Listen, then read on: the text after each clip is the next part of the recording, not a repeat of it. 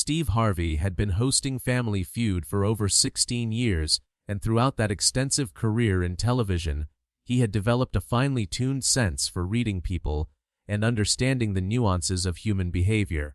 He had learned to recognize when contestants were nervous, when they were overconfident, when they were trying to be funny, and when they were hiding something beneath their public presentation. His years of experience had taught him to navigate countless interpersonal dynamics, to handle awkward moments with humor, and to create an environment where families felt comfortable being themselves on national television.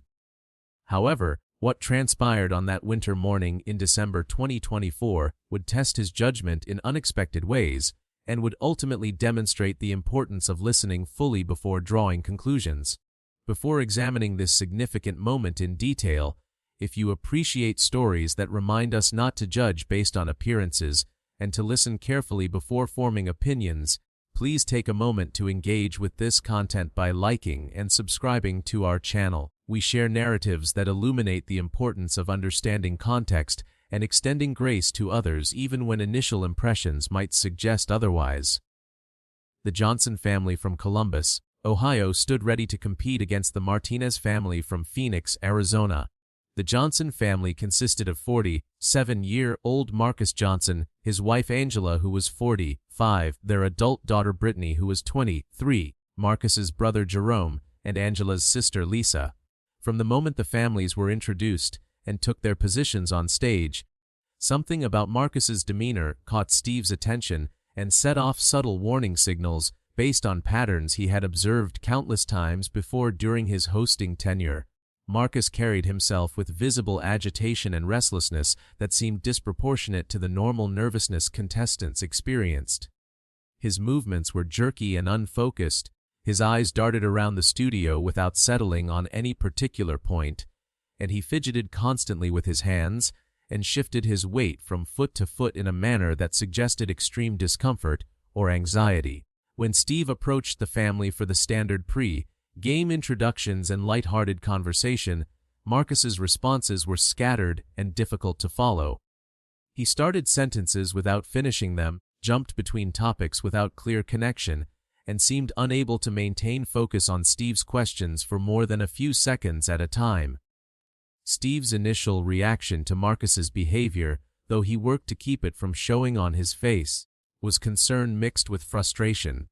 He had encountered contestants before whose behavior during filming suggested they might be under the influence of substances, and Marcus's presentation carried several markers that fit that pattern. The inability to focus, the physical restlessness, the scattered speech patterns, and the overall agitation all aligned with what Steve had learned to recognize as potential signs of intoxication or drug use. His professional responsibility to maintain a safe and appropriate environment for all contestants and audience members made him take such possibilities seriously. However, Steve also recognized that jumping to conclusions without evidence would be unfair and potentially harmful. He made a deliberate choice to proceed with the game while remaining observant, giving Marcus the opportunity to demonstrate through his participation whether Steve's concerns were founded or whether there might be alternative explanations for the behavior that had triggered his initial wariness. The game began with this tension simmering beneath the surface, visible to those who knew Steve well enough to read the subtle signs in his expression and tone, but not yet explicitly acknowledged or addressed. During the first several rounds of play, Marcus's performance did nothing to alleviate Steve's concerns and in fact seemed to intensify them. When it was Marcus's turn to provide answers, he frequently seemed confused about what question had been asked, required the question to be repeated multiple times, and gave responses that were sometimes completely unrelated to the survey topic. His timing was off, his strategic thinking appeared impaired, and his interactions with his family members were marked by a confusion that went beyond normal game show pressure. Steve's patience was visibly wearing thin, his usual warm encouragement replaced by increasingly curt interactions and barely concealed frustration. The breaking point came during a round where Marcus was supposed to confer with his family about whether to play or pass after winning the face-off. Instead of engaging in the brief strategic discussion that typically characterized this moment, Marcus simply stood at the podium looking bewildered and overwhelmed, seemingly unable to process what was being asked of him or to formulate any response at all. Steve, his frustration finally overcoming his professional restraint, made a comment about contestants needing to be fully present and focused if they were going to participate in the competition. His tone carried an edge of judgment and implied criticism that made the studio audience shift uncomfortably and caused Marcus's family members to exchange worried glances. Angela, Marcus's wife, stepped forward at that moment and asked Steve if she could speak with him privately for just a moment before the game continued. The urgency and distress in her voice were evident enough that Steve agreed, signaling to the production crew to pause filming while he and Angela stepped to the side of the stage away from the microphones. What Angela told Steve during that brief private conversation would completely transform his understanding of the situation and would prompt an immediate and profound shift in his entire approach to Marcus and the Johnson family. Angela explained to Steve that Marcus was not intoxicated or high on drugs, as his behavior might have suggested. Rather, Marcus had suffered a severe traumatic brain injury in a car accident approximately 14 months earlier. The accident had been devastating, leaving Marcus in a coma for 3 weeks and requiring multiple surgeries to address the damage to his brain. When he had finally regained consciousness and begun the long process of recovery, doctors had warned the family that Marcus would likely never be the same person he had been before the accident. The injury had affected multiple areas of his brain, resulting in permanent impairments to his attention, focus, impulse control, and ability to process information quickly. Angela described how the past year had been the most difficult period of their lives as they adjusted to Marcus's new reality and worked to support his recovery, while also grieving the loss of who he had been before. The Marcus who had been an engaging conversationalist, a sharp strategic thinker, and a focused professional had been replaced by someone who struggled with basic cognitive tasks, who became easily overwhelmed by complex situations, and who required patience and accommodation to navigate activities that had once been effortless for him. The cognitive deficits were permanent, the doctors had explained. This was not a temporary condition that would improve with time, but rather the new baseline of Marcus's capabilities. She told Steve that participating in Family Feud had been Marcus's idea, something he had fixated on as a goal during his recovery. Before the accident, Marcus had been a devoted fan of the show, watching it regularly with the family and always talking about how much he would love to compete someday. After the accident, when so much of his former life had become impossible or had lost its meaning for him, the dream of appearing on Family Feud had remained one of the few things that still brought him genuine excitement and motivation. Angela and the rest of the family had applied to be on the show as a way of supporting Marcus's recovery and giving him something positive to work toward during the grueling months of rehabilitation and adjustment. Angela explained through tears that the family had been terrified about how Marcus would be perceived on television, worried that people would judge him harshly without understanding the context of his struggles. She said they had debated whether to disclose his brain injury to the producers beforehand, but had ultimately decided against it because they did not want Marcus to be treated differently or to be perceived as seeking sympathy. They had hoped that his difficulties would not be too obvious, that the excitement of the experience would help him focus, and that the family could support him through any challenges that arose during filming. The impact of Angela's explanation on Steve was immediate and visible even in their private conversation away from cameras. His expression transformed from frustrated impatience to profound compassion and remorse. He told Angela that he was deeply sorry for the assumptions he had made about Marcus and for allowing those assumptions to color his interactions and his tone. He asked Angela to give him a few minutes to speak with the production team about how to proceed in a way that would honor Marcus's courage in participating despite his challenges, while also creating an environment where he could perform to the best of his current abilities. Steve spoke with the producers and requested several accommodations that would support Marcus without fundamentally changing the nature of the competition. He asked that questions be repeated as many times as necessary without impatience or time pressure. He requested that Marcus be given slightly more time to confer with family members before being required to make decisions. He suggested that the production crew be prepared for potential pauses and be ready to edit the episode in ways that would present Marcus with dignity while still maintaining the integrity and authenticity of the competition. When filming resumed, the change in Steve's demeanor was striking and immediately apparent to everyone in the studio. He approached Marcus directly and spoke to him with visible warmth and respect. He acknowledged that he had not understood Marcus's situation earlier and apologized for any frustration he had shown. He made clear that Marcus's participation in the show demonstrated remarkable courage and determination, and that the entire production team was honored to have the Johnson family competing.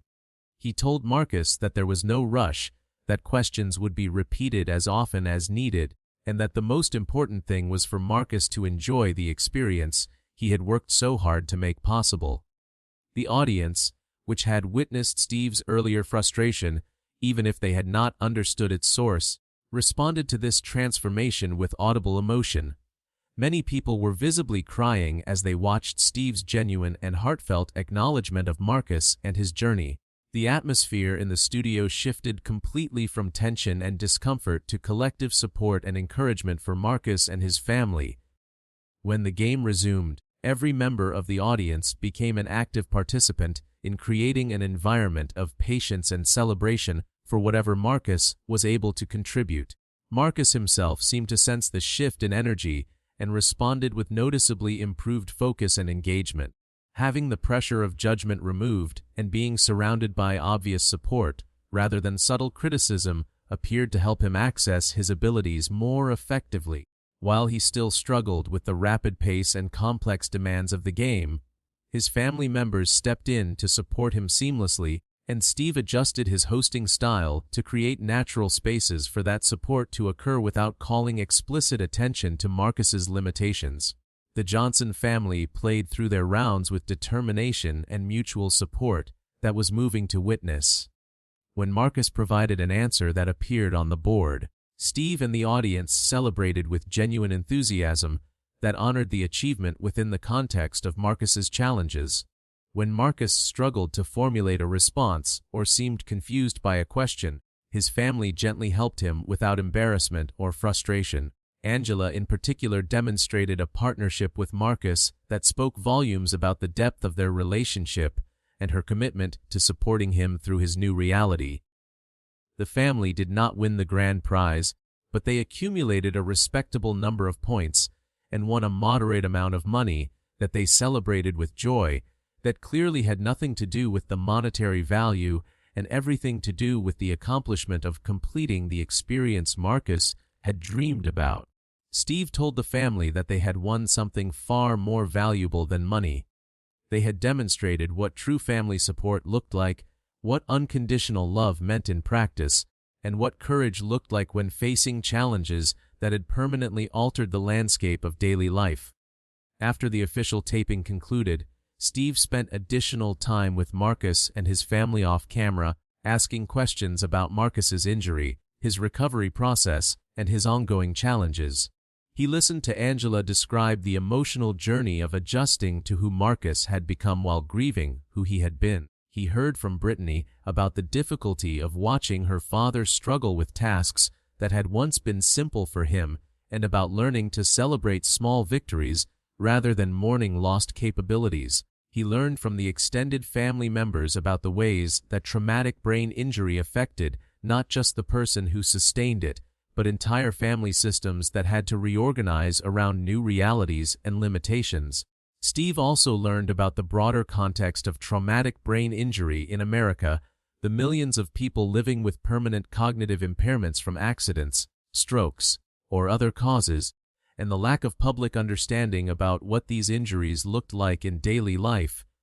Angela explained that one of the most challenging aspects of Marcus's injury was that it was invisible. Unlike a physical disability that people could see and might instinctively accommodate, cognitive impairments often led to judgments about laziness, intoxication, or lack of intelligence, because observers did not recognize that they were witnessing the effects of brain damage rather than character flaws or poor choices. When the episode aired 4 months later, it included a brief introduction from Steve explaining that viewers would witness something special and asking them to approach what they saw with open hearts and minds.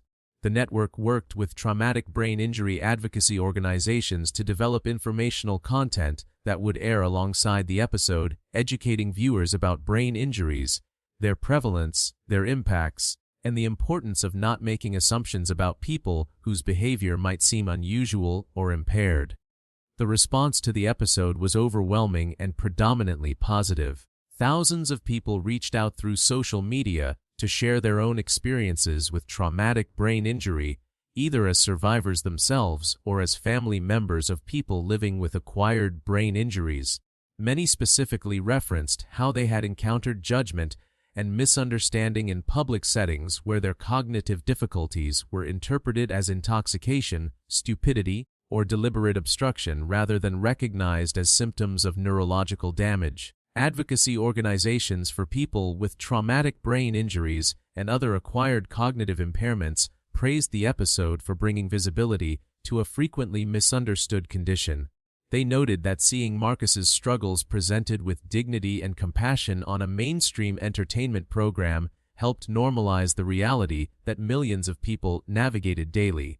They emphasized that Steve's willingness to acknowledge his initial misjudgment and to visibly change his approach after learning the truth provided a powerful model for how people should respond when their assumptions proved incorrect.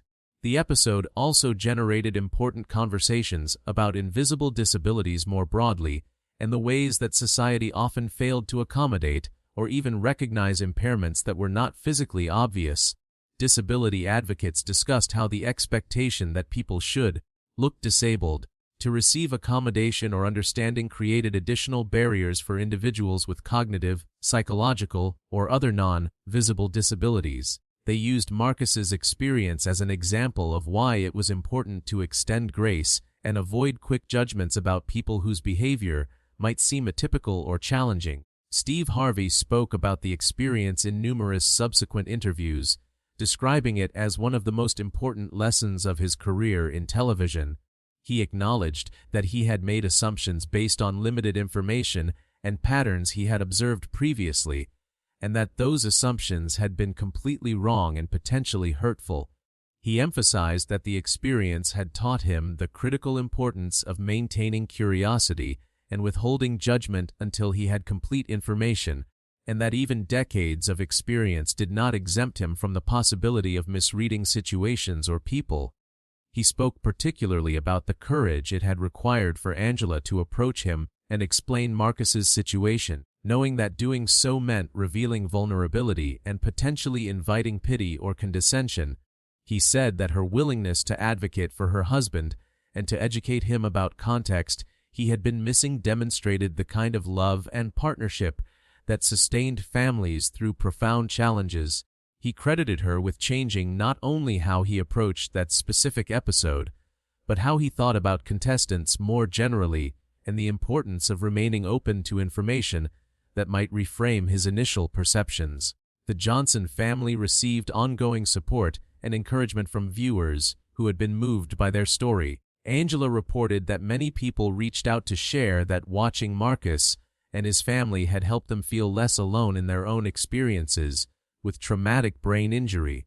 Some survivors of brain injuries shared that seeing Marcus participate in something he loved despite his cognitive challenges had inspired them to pursue their own goals rather than allowing their limitations to completely define their possibilities.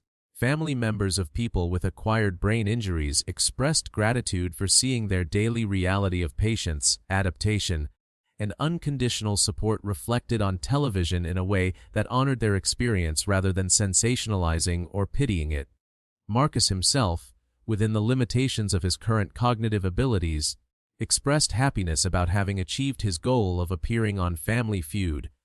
Angela shared that he watched the episode repeatedly, clearly proud of his participation, even if he could not fully articulate or process all the complexities of what had occurred. She said that having this accomplishment, having pursued and achieved something that mattered to him despite his injury, had been an important part of his psychological recovery and his ability to maintain a sense of identity and purpose in his dramatically altered life.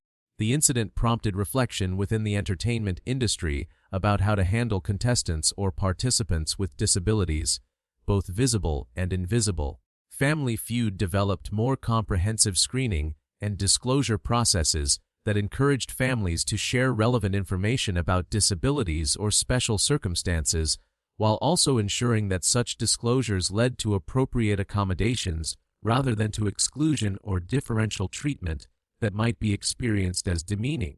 Other shows examined their own practices and considered how they might better support participants with various kinds of impairments while still maintaining the integrity of their programs.